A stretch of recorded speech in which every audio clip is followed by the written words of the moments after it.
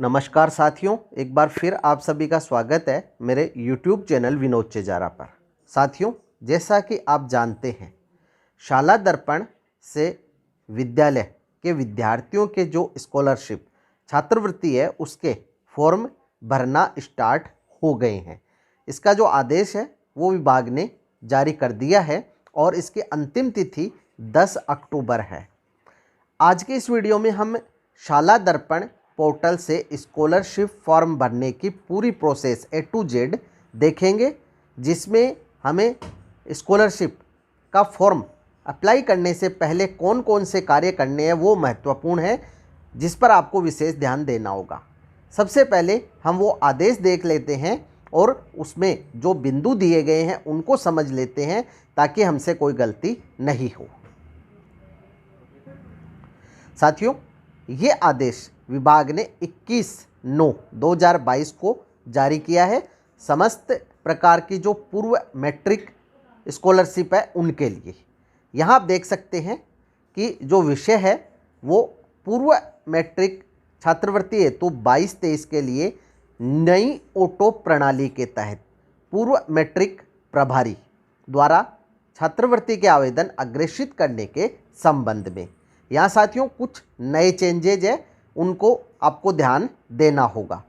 यहाँ उपयुक्त विषयांतर्गत 22-23 में पूर्व मैट्रिक छात्रवृत्ति हेतु राजस्थान राज्य के समस्त राजकीय विद्यालय अथवा राज्य सरकार और माध्यमिक शिक्षा बोर्ड द्वारा मान्य प्राप्त विद्यालय में नियमित और पूर्णकालिक अध्ययनरत विद्यार्थियों से संपूर्ण औपचारिकताएं पूर्ण करते हुए नई ऑटो प्रणाली के तहत छात्रवृत्ति योजनाओं हेतु आवेदन प्राप्त नहीं किए जाने हैं।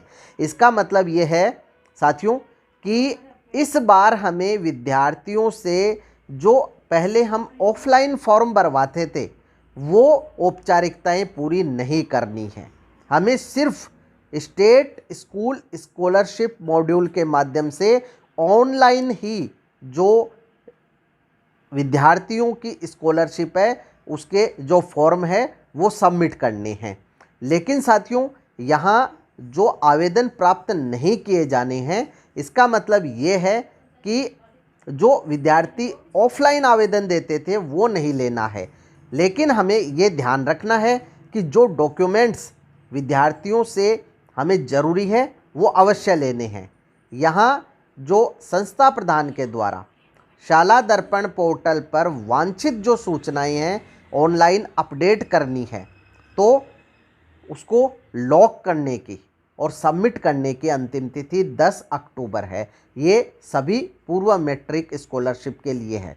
इसके लिए अगर आप इसके विस्तृत दिशा निर्देश, पात्रता, शर्तें आदि और दस्तावेज़ों का विवरण जानना चाहते हैं तो education.rajasthan.gov.in जो वेबसाइट है शिक्षा विभाग की, उस पर आप सेकेंडरी के अंदर स्कॉलरशिप टैब में जाकर वहाँ सभी जानकारी देख सकते हैं, या स्टेट स्कॉलरशिप मॉड्यूल पर भी ये सूचनाएं उपलब्ध हैं। तो इस बार सभी जो संस्था प्रधान हैं उन्हें स्कॉलरशिप प्रभारी के माध्यम से ये नई ऑटो प्रणाली के तहत पूरी प्रोसेस संपादित करनी है। अब इसके लिए सबसे पहला कार्य जो करना है, कार्मिक टैब में वर्क इंचार्ज के अंदर प्री मैट्रिक छात्रवृत्ति इंचार्ज बनाया जाना है। और दूसरा कार्य है संस्था प्रधान को शाला दर्पण में विद्यार्थी टैब के अंतर्गत लाभकारी योजनाओं के लिए अनिवार्य छात्र सूचना की योजना आवश्यकता अनुसार पूर्ण की जानी है। तो सबसे पहले हम ये दो कार्य कर लेते हैं। यहाँ साथियों, हमने विद्यालय की शाला दर्पण को लॉगिन कर लिया है। अब हमें जाना है कार्मिक टैब में। यहाँ आपको एक ऑप्शन मिलेगा वर्क इंचार्ज मैपिंग, इस पर आप क्लिक करें। अब यहाँ एक रोल में एक ही इंचार्ज को नियुक्त किया जा सकता है। इंचार्ज बदलने या गलती से नियुक्त की स्थिति में पुनः नियुक्त कर लें। तो यहाँ हमें सेलेक्ट रोल पर क्लिक करना है और यहाँ हमें जो रोल है सबसे पहले उसे सेलेक्ट करना है। तो सबसे पहले हम सेलेक्ट कर लेते हैं प्री मैट्रिक इंचार्ज। इस पर क्लिक करते हैं और अब इंचार्ज का नाम विद्यालय में कार्यरत जितने स्टाफ है सभी के यहाँ आ जाएंगे। अब इसमें से आपको इंचार्ज का नाम सेलेक्ट करना है और यहाँ ऐड बटन पर क्लिक करना है। Are you sure you want to add incharge? Pre matric scholarship जो है हमने सेलेक्ट कर लिया है और ये ऐड हो गए हैं। अब कोई भी कर्मचारी जिसे कोई प्रभार सौंपा गया है उसे सौंपे गए कार्य मॉड्यूल योजना पे काम करना जारी रखने के लिए स्टाफ विंडो पर पंजीकृत होना चाहिए, क्योंकि जब वो इस पे कार्य करेंगे तो अपनी स्टाफ विंडो के आईडी पासवर्ड से लॉगिन करके ये कार्य करेंगे। यहाँ आप देखेंगे कि हमने जो रोल सेलेक्ट किया है वो नीचे आपको दिखाई देगा, इसका स्टेटस है एक्टिव। अब साथियों ये कार्य करने के बाद हमें आना है विद्यार्थी टैब में। विद्यार्थी टैब में आपको सबसे नीचे एक ऑप्शन मिलेगा नया लाभार्थी योजनाओं के लिए अनिवार्य छात्र सूचना। जब हम इस पर क्लिक करते हैं तो यहाँ हमें जो सेशन है 22-23 मिलेगा। हमें यहाँ क्लास सेलेक्ट करनी है जिस भी कक्षा के लिए आप कार्य कर रहे हैं और सेक्शन भी सेलेक्ट करना है और शो स्टूडेंट पे क्लिक करना है। यहाँ आपको जो भी कार्य करने हैं वो आप स्कॉलरशिप मॉड्यूल पर कार्य करने से पहले संपादित कर लें। यहाँ आपको पहला जो कार्य है PCTS कार्ड एंट्री, ये वन टाइम एंट्री है, एक बार आप कर देंगे तो फिर ये सेव रहेगी, दोबारा नहीं करनी है। दूसरी BPL कार्ड एंट्री, ये भी वन टाइम एंट्री है। इसके बाद फैमिली एनुअल इनकम, ये आपको हर साल भरनी है क्योंकि इनकम है वो चेंज हो जाती है। इसके बाद है EWS कार्ड एंट्री, ये भी इसकी वैलिडिटी 1 साल है इसलिए हर साल करनी होगी। यहाँ क्लीनिंग ऑक्यूपेशन में वन टाइम एंट्री है, CWSN कैटेगरी में वन टाइम एंट्री है और OBC कैटेगरी में वन टाइम एंट्री है। यहाँ आपको सबसे महत्वपूर्ण कार्य फैमिली एनुअल इनकम, इस पर क्लिक करना है। यहाँ जो आय है वो आपको भरनी है विद्यार्थियों की एनुअल इनकम। अगर आप ये नहीं भरते हैं तो स्कॉलरशिप फॉर्म सबमिट नहीं होंगे। अगर इनकम टैक्स अदा करते हैं तो यस करें, अन्यथा नो पे ही क्लिक रहने दें और यहाँ सेव बटन से सेव कर दें तो ये सेव हो जाएगा। अब यदि इसमें कोई चेंज करना हो तो यहाँ से आप अपडेट कर सकते हैं। जैसे मैंने यहाँ सभी जो विद्यार्थी है इनकी इनकम है ये सेव कर दी है। यहाँ एक विद्यार्थी की इनकम सेव नहीं है, ये हम देख लेते हैं कैसे सेव होगी। आप यहाँ जो इनकम है वो लिख दें, लिखने के बाद यहाँ सेव पर क्लिक करें और ये प्रोसेस होगा। प्रोसेस होने के बाद यहाँ आपको मैसेज मिल जाएगा डाटा सेव्ड या अपडेट सक्सेसफुली का। इसमें थोड़ा सा समय लग सकता है। यहाँ हम देख रहे हैं मैसेज आ गया है, annual income information saved successfully. अब हम इसे क्लोज कर देते हैं। तो यहाँ साथियों आपको एक बात का और ध्यान रखना है कि परिवार की वार्षिक आय व इनकम टैक्स पेय की सूचना प्रत्येक सत्र के आरंभ में आवश्यक डॉक्यूमेंट लेके भरी जावे। तो यहाँ आप जो माता पिता है उनसे इस बात का शपथ पत्र ले सकते हैं कि उनकी वार्षिक इनकम कितनी है, या सेल्फ डिक्लेरेशन ले सकते हैं जो कि स्कॉलरशिप के फॉर्म में आय घोषणा पत्र दिया गया है। यहाँ हमने ये जो इनकम है सेव कर दी थी। अब यदि कोई चेंज है तो आप भरकर और अपडेट कर दें तो ये अपडेट हो जाएगी। यहाँ एक नया ऑप्शन और जोड़ दिया गया है, सैनिक सर्टिफिकेट कैटेगरी। तो यदि कोई विद्यार्थी है उसके माता पिता अभिभावक का जिला सैनिक कल्याण बोर्ड द्वारा जारी शहीद और स्थायी विकलांग सैनिक होने का प्रमाण पत्र है तो आप यहाँ से जो भी ऑप्शन दिए गए हैं वो सेलेक्ट कर सकते हैं। अन्यथा इन्हें रहने दें। अगर है तो सेव कर दें, अन्यथा रहने दें।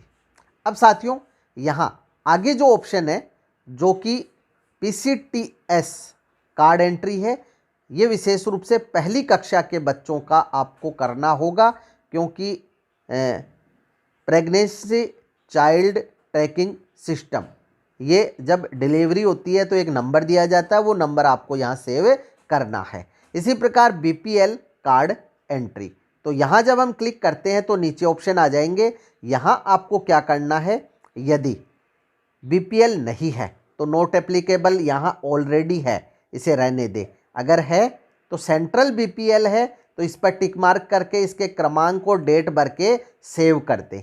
अब यदि इसमें कोई चेंज करना हो तो चेंज करके अपडेट भी कर सकते हैं। इसी प्रकार अगर स्टेट BPL है तो स्टेट BPL पे आपको जो है यहाँ टिक मार्क करना होगा और नंबर भरकर सेव करना होगा। तो जैसा आप देख सकते हैं यहाँ स्टेट BPL है, क्रमांक भर के हमने डेट भर के और सेव कर दिया है। इस तरह से हमने ये एंट्री भी पूरी कर ली है। इसके बाद अगली जो एंट्री है वो है फैमिली एनुअल इनकम, हमने देख ली EWS कार्ड। तो अगर ये कोई विद्यार्थी आपको लाके देता है तो आप इसमें भर दें, अन्यथा इसको खाली छोड़ दें। नो पे टिक है, ये नो पे ही रहने दें। जैसा कि यहाँ हमारे किसी भी विद्यार्थी ने ये नहीं दिया है तो ये नो पर ही हमने रहने दिया है। अब है क्लीनिंग ऑक्यूपेशन। क्लीनिंग ऑक्यूपेशन में कुछ विशेष प्रकार के कार्य यहाँ दिए गए हैं। यदि ये विद्यार्थी पे लागू होते हैं तो सेलेक्ट करके सेव करें, अन्यथा रहने दें।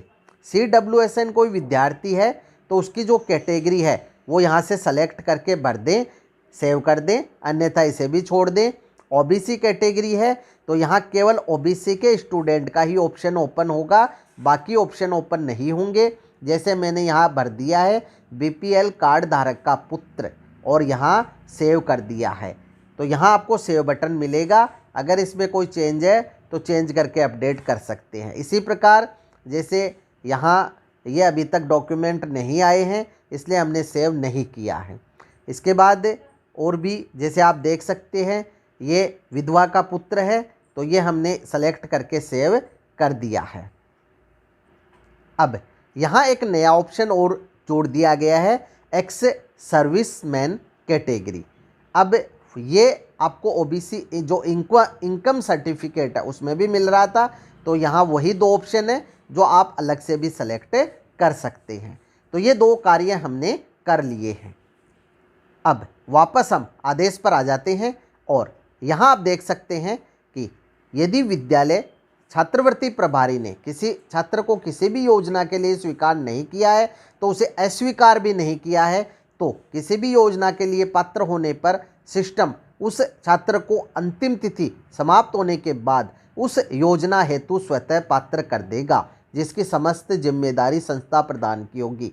तो साथियों ये आपको विशेष ध्यान देना है। यहाँ जो है आपको विद्यार्थी को पात्र है तो पात्र करके सेव कर दें, अपात्र है तो अपात्र करके सेव कर दें। यदि आपने कुछ भी नहीं किया तो ये फॉर्म पात्र मानकर ऑटो ही जो फॉरवर्ड है वो हो जाएंगे और विद्यार्थी को स्कॉलरशिप मिल जाएगी, जिसकी पूरी जिम्मेदारी संस्था प्रदान की होगी और स्कॉलरशिप प्रभारी की होगी, क्योंकि ये कार्य स्कॉलरशिप प्रभारी को ही करना है। तो इसकी प्रोसेस अभी हम देखेंगे। इसके बाद यदि आवेदकों को स्कूल से लॉक होने के बाद दी गई समयावधि में DO द्वारा अनुमोदित या सत्यापित नहीं किया जाता है, जैसे हमने फॉर्म स्कॉलरशिप पोर्टल से भर के जो है DO को भेज दिए, अब यदि DO ने उन्हें अनुमोदित या सत्यापित नहीं किया तो वो भी स्वतः ही अनुमोदित हो जाएंगे, जिसकी समस्त जिम्मेदारी है वो जिला शिक्षा अधिकारी की होगी। तो यहाँ साथियों कोई भी जो विद्यार्थी है यदि पात्र हैं तो योजना से वंचित नहीं रहें, इस बात का आप ध्यान रखें। इस मॉड्यूल को बहुत ही इजी बना दिया गया है, इस पर आपको कार्य करने में पहले जितनी समस्याएं नहीं आएगी। अब नीचे हम देख लेते हैं यूजर मैनुअल और आदेश। तो यहाँ जो पहला ये दिशा निर्देश का है, जिसमें आपको कौन कौन सी स्कॉलरशिप है वो आप यहाँ देख सकते हैं।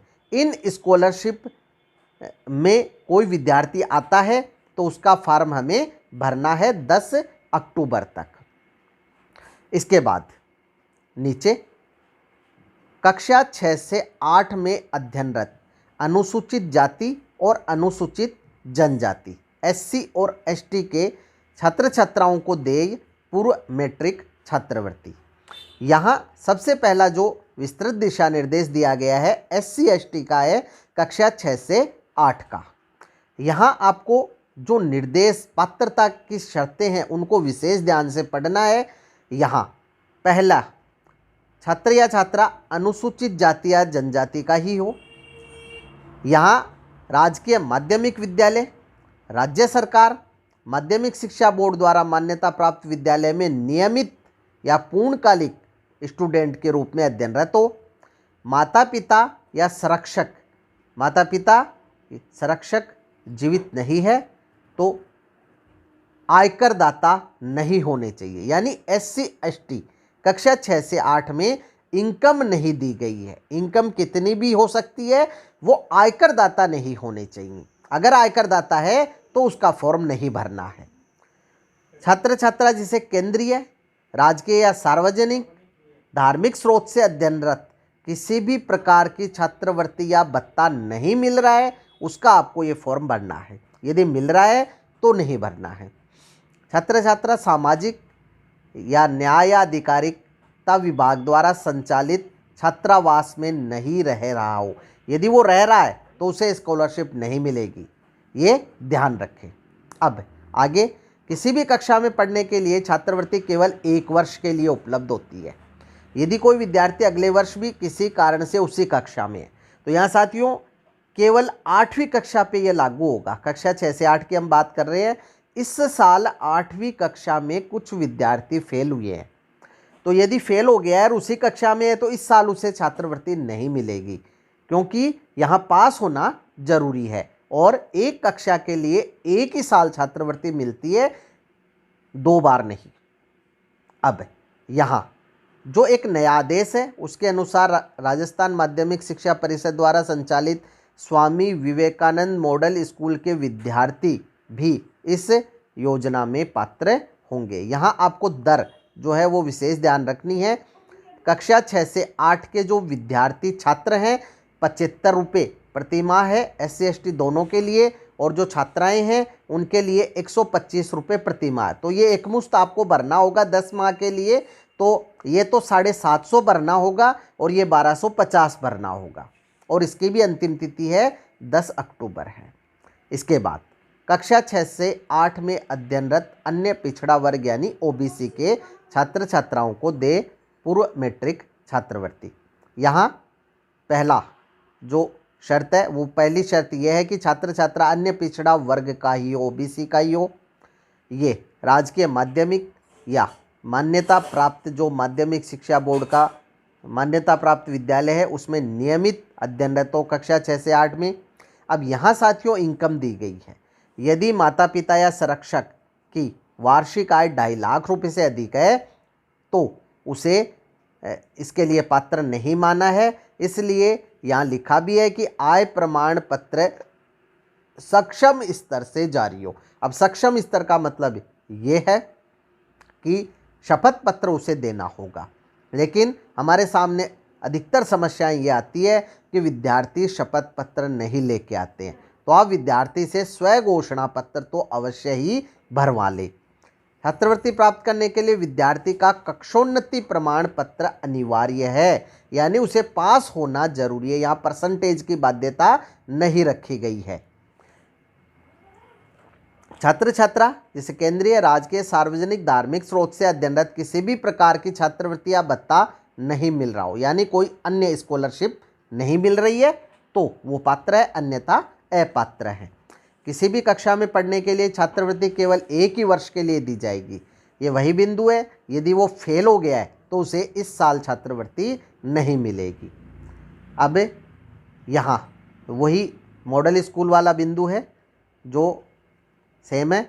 यहाँ OBC के लिए जो स्कॉलरशिप है वो जो डे स्कॉलर है, यानी जो विद्यार्थी रोजाना स्कूल आते हैं, छुट्टी में चले जाते हैं, उन्हें 10 माह के लिए जो हैं 100 रुपये प्रति माह की दर से 1000 रुपये आपको भरने हैं। और हॉस्टलर है तो उसको जो है 10 माह के लिए प्रति माह 500 रुपये की दर से जो है, यहाँ छात्रवृत्ति प्रति माह लिखा है तो 5000 रुपये हैं वो भरने हैं।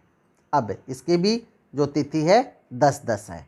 अब आगे हम देख लेते हैं कक्षा 9 से 10 में अध्ययनरत अनुसूचित जाति के छात्र छात्राओं को देय पूर्व मैट्रिक छात्रवृत्ति। ये जो स्कॉलरशिप है केंद्र प्रवर्तित है। तो कक्षा 9 से 10 में यहाँ अनुसूचित जाति, केवल अनुसूचित जाति के लिए अलग दिया गया है निर्देश। यहाँ जो विद्यार्थी है अनुसूचित जाति या अनुसूचित जनजाति का हो, यहाँ अनुसूचित जनजाति का नीचे आदेश है वो दिया गया है, ये अनुसूचित जनजाति के लिए है। तो यहाँ जो है आपको ये ध्यान रखना है अनुसूचित जाति का हो, नियमित विद्यार्थी हो, माता पिता या संरक्षक की वार्षिक आय 2.5 लाख रुपये से अधिक नहीं हो, और यहाँ भी आय प्रमाण पत्र सक्षम स्तर से लेना है। इसके बाद अन्य कोई छात्रवृत्ति नहीं मिल रही हो, सामाजिक न्याय या अधिकारिता विभाग के संचालित छात्रावास में वो नहीं रह रहा हो तो पात्र होगा। एक कक्षा के लिए एक ही बार छात्रवृत्ति, यानी वो फेल नहीं होना चाहिए। यहाँ 50% की बाध्यता है ओबीसी के लिए, यहाँ इनके परसेंटेज की कोई बाध्यता नहीं है, यहाँ केवल पास होना ही पर्याप्त है। और जो है मॉडल स्कूल के विद्यार्थी भी समान रूप से इसके लिए पात्र हैं। अब यहाँ केंद्रीय प्रवर्तित योजना के लिए आधार ऑथेंटिकेशन अनिवार्य होगा और छात्रवृत्ति राशि का भुगतान आधार से सीडेड बैंक खाते में डीबीटी द्वारा किया जाएगा। इसलिए आप विद्यार्थी का आधार ऑथेंटिकेशन अवश्य कर दें, उसके नाम, डेट ऑफ बर्थ, कोई डाटा मिसमैच नहीं हो और बैंक खाते में भी नाम सही हो। यहाँ कक्षा 9 और 10 के लिए जो एससी स्टूडेंट है वार्षिक स्कॉलरशिप है, ये डे स्कॉलर को 3500 रुपये और हॉस्टलर को 7000 रुपये। ये अमाउंट आप आदेश में देख सकते हैं और यही आपको भरना है फॉर्म में। अब है एसटी अनुसूचित जनजाति कक्षा 9 से 10, तो वही बिंदु यहाँ है। एसटी का विद्यार्थी हो, नियमित अध्ययनरत हो कक्षा 9-10 में, यहाँ वार्षिक आय 2.5 लाख रुपये से अधिक नहीं हो और आय प्रमाण पत्र लेना है। अब कोई अन्य स्कॉलरशिप नहीं मिल रही हो उसे तो वो पात्र हैं, छात्रावास में नहीं रह रहा हो तो वो पात्र हैं, और 1 वर्ष के लिए है यानी पास होना ज़रूरी है, अगर फेल है तो नहीं मिलेगी। यहाँ केवल पास होना ज़रूरी है, परसेंटेज की कोई बाध्यता नहीं है। मॉडल स्कूल के विद्यार्थी भी पात्र हैं और यहाँ 9-10 के लिए जो एसटी स्टूडेंट है उन्हें अधिकतम 10 माह के लिए 225 रुपये मिलेंगे। तो टोटल 2250 रुपये होते हैं और 750 रुपये एक मुश्त मिलते हैं। तो यहाँ आपको जो 3000 रुपये हैं वो स्कॉलरशिप फॉर्म में अमाउंट भरना है। हॉस्टलर के लिए ये 525 रुपये जो हैं प्रति माह है और 1000 रुपये एक मुश्त है। तो 525 से 5250 रुपये 10 महीने के होते हैं और 1000 जोड़ते हैं तो 6250 रुपये आपको भरने हैं। यहाँ अगला फॉर्म है जो निर्देश का, वो है 9-10 के लिए ओबीसी स्टूडेंट के लिए। यहाँ कुछ थोड़ा सा चेंजेज होगा। पहला, स्टूडेंट है अन्य पिछड़ा वर्ग ओबीसी का ही हो, नियमित अध्ययनरत हो, 2.5 लाख से इनकम अधिक नहीं हो, आय प्रमाण पत्र लेना है। यहाँ कक्षोन्नति प्रमाण पत्र ही अनिवार्य किया गया है क्योंकि अभी कोरोना के कारण कुछ समस्याएं थी, इसलिए केवल यहाँ भी पास होना ज़रूरी है। अब किसी अन्य छात्रवृत्ति का लाभ नहीं ले रहा हो, 1 वर्ष के लिए ही मिलेगी यानी फेल नहीं हो उसी कक्षा में, और मॉडल स्कूल के विद्यार्थी भी पात्र हैं। यहाँ जो 9-10 में ओबीसी स्टूडेंट है उनको 4000 रुपये वार्षिक मिलेंगे। अब आगे अति पिछड़ा वर्ग, तो लगभग निर्देश जो है वो सेम है, केवल आप जो दरें हैं वो ध्यान से देख लें। यदि प्रतिमाह है तो आपको 10 से गुणा करके भरनी है और एक मुश्त है तो वो एक साथ भरनी है। यहाँ जो प्री कारगिल पोस्ट कारगिल युद्ध है उसमें जो शहीद है विकलांग है उन सैनिकों के विद्यार्थियों के लिए, कक्षा 11 में अध्ययनरत प्रतिभावान पुत्रियों को जो कि भूतपूर्व सैनिकों की है, इसके लिए आदि बहुत सारे निर्देश दिए गए हैं। अब ये जो फॉर्म जो दिए गए हैं इन विद्यार्थियों से भराना आवश्यक है।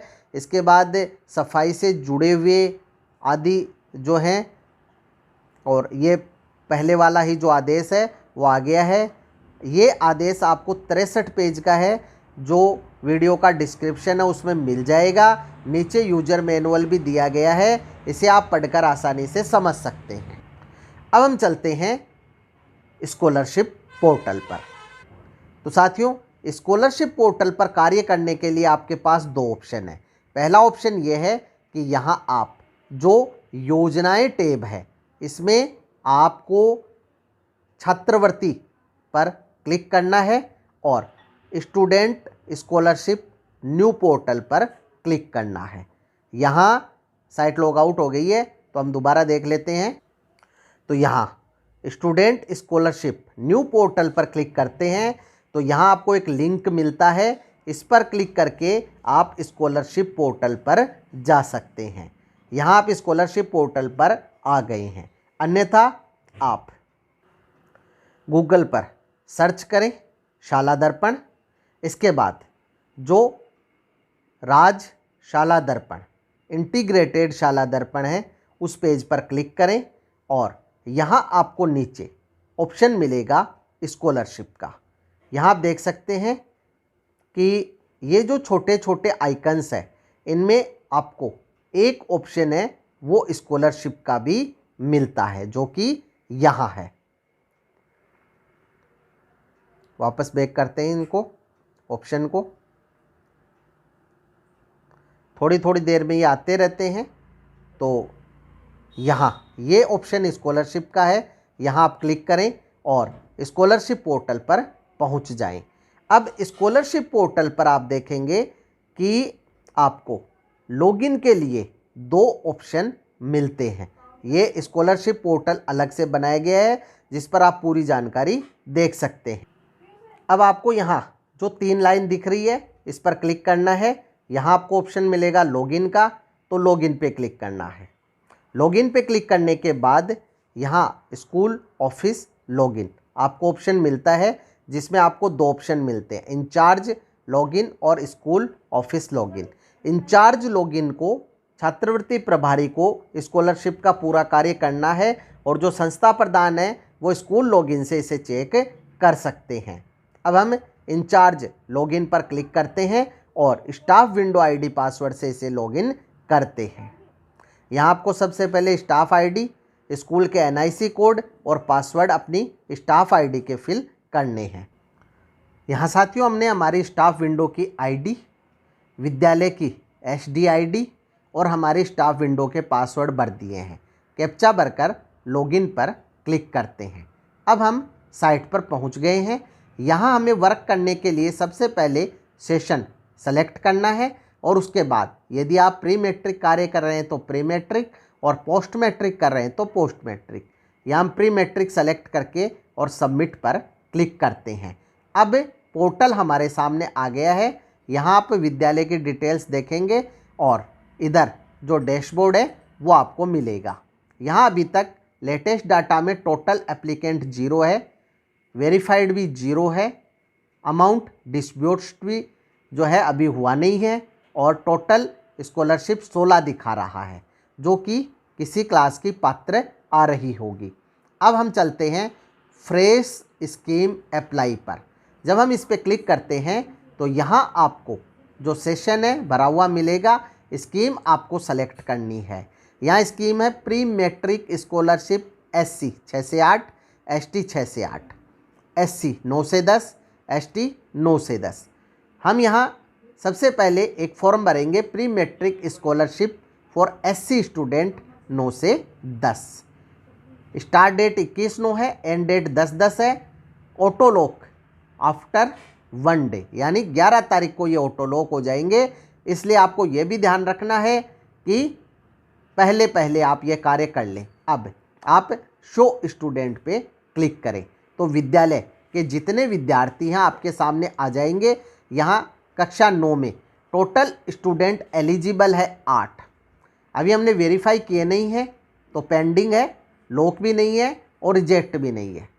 कक्षा 10 में टोटल स्टूडेंट है 12, वेरीफाई किए नहीं है तो पेंडिंग है 12, लॉक है नहीं और रिजेक्टेड है नहीं।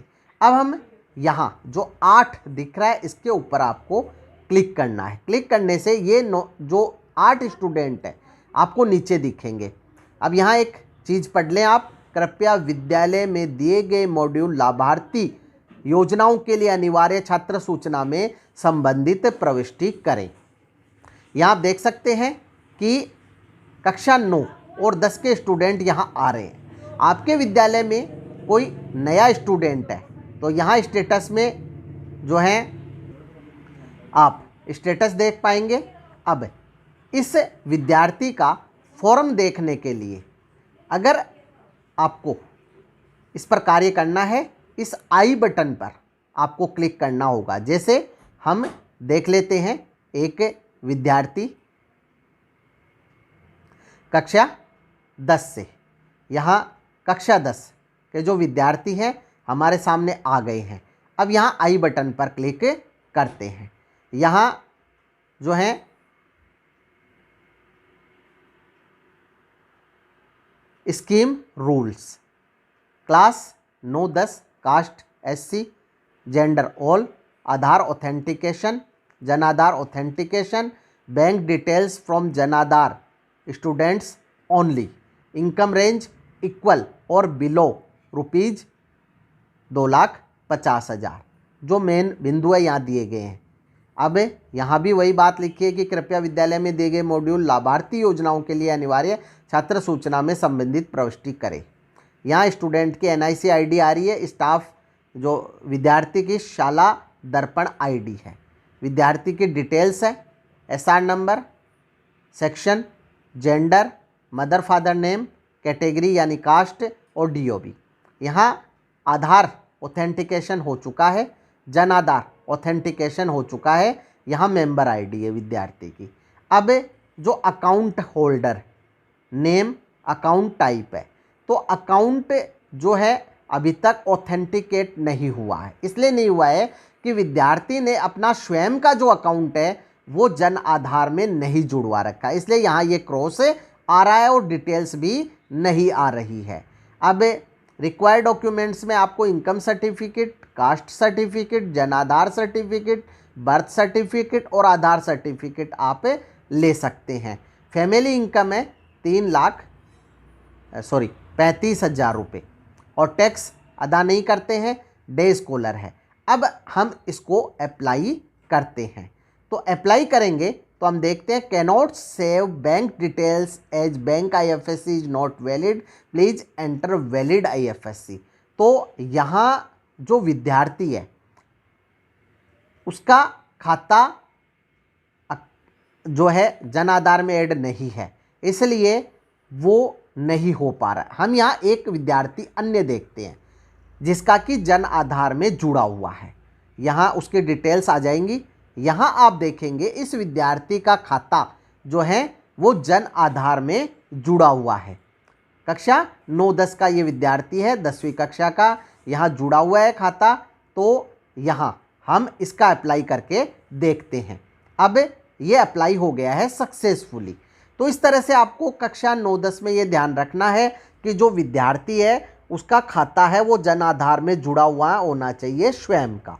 अब हम देखेंगे कि जो विद्यार्थी है यहाँ अप्लाई हो चुका है 24/9/22 को। यहाँ यदि कोई विद्यार्थी पात्र नहीं है तो आपको यहाँ ऑप्शन मिलते हैं, आप यहाँ लिख दे रिजेक्ट और इसको रिजेक्ट पे क्लिक करके रिजेक्ट कर दे अगर पात्र नहीं है। अगर पात्र हैं तो सभी की डिटेल्स आप भर दें। जैसे ये विद्यार्थी है, ये स्कूल नहीं आ रहा है तो हम यहाँ इसको रिजेक्ट लिखकर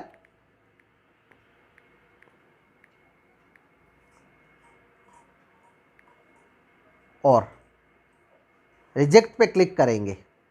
अब ये एप्लीकेंट रिजेक्टेड हो गया है सक्सेसफुली। तो हमने इसको यहाँ रिजेक्ट कर दिया है। यहाँ साथियों हमने एक विद्यार्थी का फॉर्म और ओपन किया है। यहाँ आप देख सकते हैं आधार तो ऑथेंटिकेट है, लेकिन इसका जन आधार है वो ऑथेंटिकेट नहीं है और न ही इसका खाता है वो जन आधार में जुड़ा हुआ है। तो इसलिए ये विद्यार्थी भी फॉर्म नहीं भर पाएगा।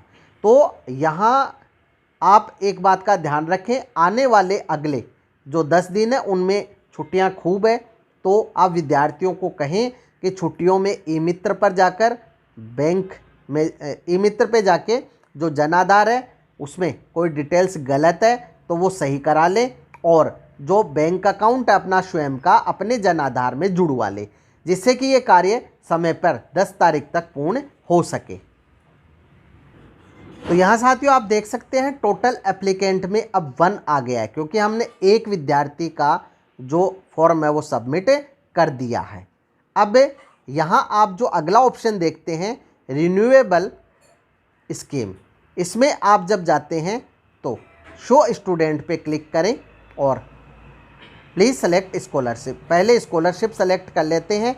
तो प्री मैट्रिक स्कॉलरशिप फॉर ऐसे स्टूडेंट, शो स्टूडेंट पे क्लिक करते हैं तो यहाँ रिन्यूएबल में आपको ये मिलेंगे कि जो 2 विद्यार्थी हैं पिछले वर्ष थे स्टूडेंट जिनके हमने स्कॉलरशिप फॉर्म सबमिट किए थे, हम उनको रिन्यू कर सकते हैं। और 10वीं में है जो 11 विद्यार्थी है।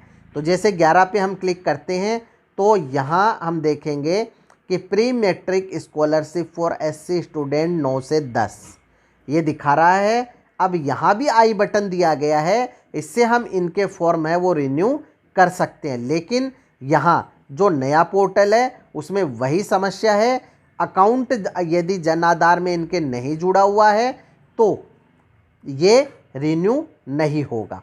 जैसे रिन्यू पे हम यहाँ क्लिक करते हैं तो ये कैनॉट सेव बैंक डिटेल्स का जो मैसेज है हमारे सामने आ जाएगा। जैसे हमने एक विद्यार्थी का फॉर्म और ओपन किया है, यहाँ आप देख रहे हैं कि इस विद्यार्थी का जो खाता है इसके जन आधार में जुड़ा हुआ है। तो यहाँ से हम इसको रिन्यू करते हैं तो हम देखते हैं कि ये अप्लाई सक्सेसफुली हो गया है।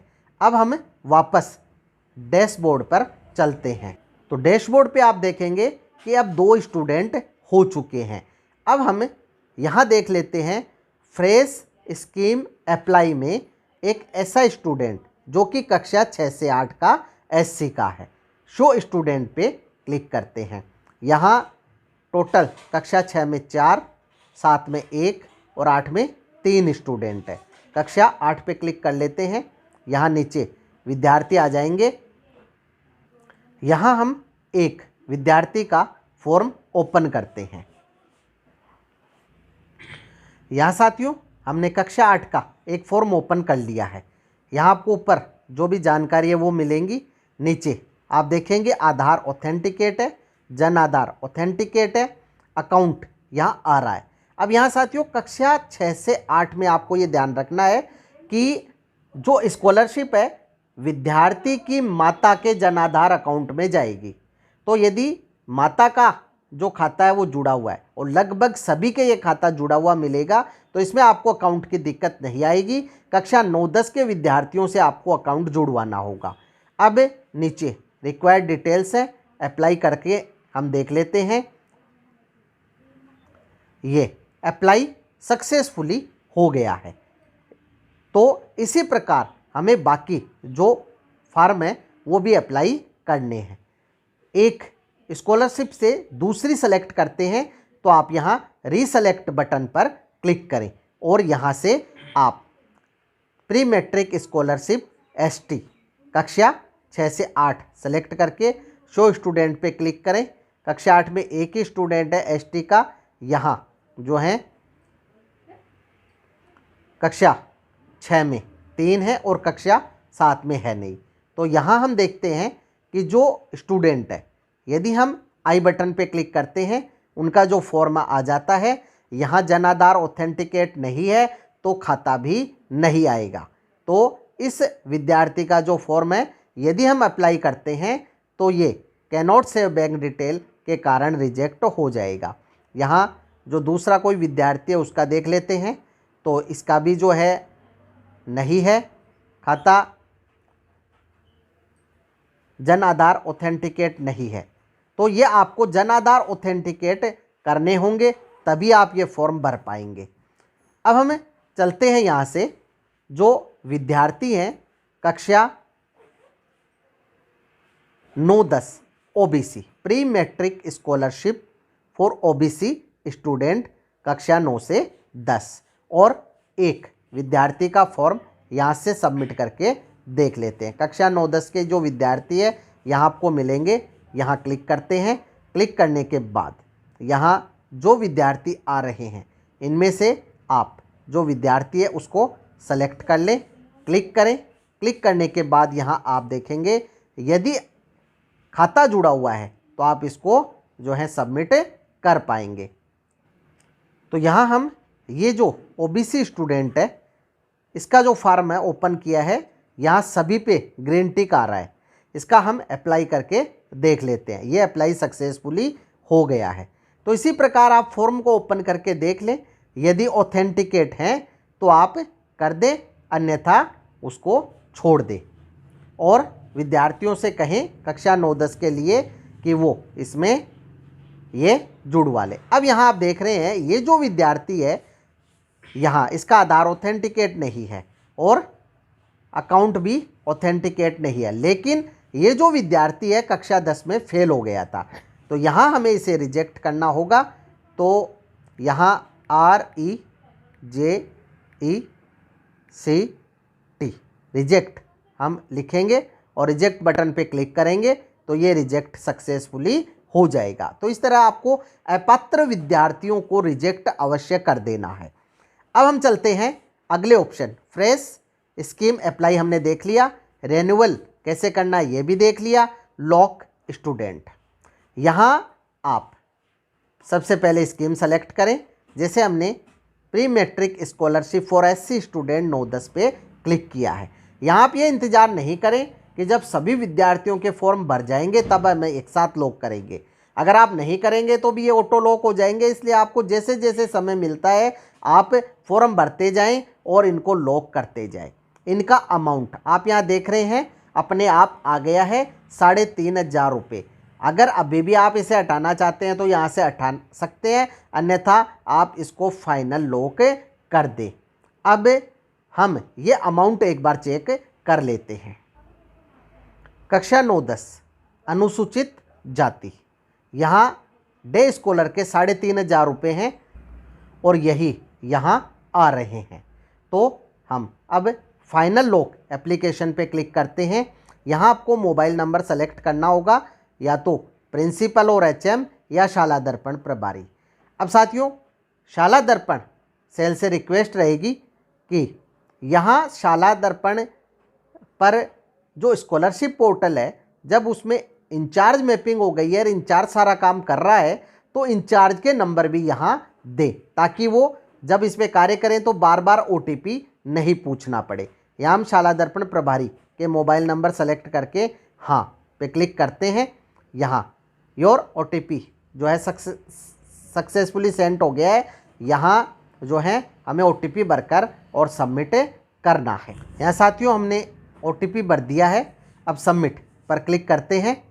साइट हो गई है लॉग आउट, तो हमें दोबारा लॉगिन कर ये कार्य करना होगा। ये साइट है लॉग आउट हो रही है, यानी अभी जो है सबमिट नहीं हो रहे, तो आप इनको बाद में सबमिट कर दें। अब जैसे जैसे आप फॉर्म भरेंगे टोटल एप्लीकेंट यहाँ आते जाएंगे। वेरीफाइड अभी हुए नहीं है तो इसलिए यहाँ 0 आ रहा है। अब एप्लीकेशन स्टेटस पे चलते हैं और यहाँ आप एप्लीकेशन स्टेटस में आपको एप्लीकेशन का स्टेटस मिलेगा। यहाँ आपको विद्यार्थी के SR नंबर लिखने होंगे और फिर शो स्टूडेंट एप्लीकेशन पे क्लिक करना होगा। SR नंबर भरकर शो स्टूडेंट एप्लीकेशन पे क्लिक करेंगे तो अभी नो रिकॉर्ड फाउंड आ रहा है, क्योंकि अभी हमने इसको फाइनल सबमिट नहीं किया है। इसी प्रकार आप आगे के ऑप्शन में रिपोर्ट देख पाएंगे, रिजेक्टेड एप्लीकेशन देख पाएंगे, करेक्शन यदि किसी एप्लीकेशन में चाहिए वो देख पाएंगे, और यूजर मैनुअल और इन्फो कॉन्टैक्ट इन्फो देख पाएंगे। तो इस प्रकार से साथियों आपको शाला दर्पण स्कॉलरशिप पोर्टल से छात्रवृत्ति के फॉर्म भरने हैं। यहाँ आज के इस वीडियो में मैंने आपको पूरी प्रोसेस विस्तार से समझाने की कोशिश की है। वीडियो थोड़ा सा लंबा है, तो आपको जहाँ समस्याएं आ रही है आप वीडियो की हेल्प ले सकते हैं। फिर भी यदि कोई समस्या हो तो कमेंट बॉक्स में कमेंट अवश्य करें, आपकी समस्या का निश्चित ही समाधान किया जाएगा। वीडियो यदि अच्छा लगे तो लाइक करें, शेयर करें, सब्सक्राइब करें और बेल आइकॉन को टिक करें ताकि नए वीडियो के जो नोटिफिकेशन है वो आपको तुरंत मिल सके। इसी के साथ आप सभी का बहुत बहुत धन्यवाद और मिलेंगे अगले वीडियो में।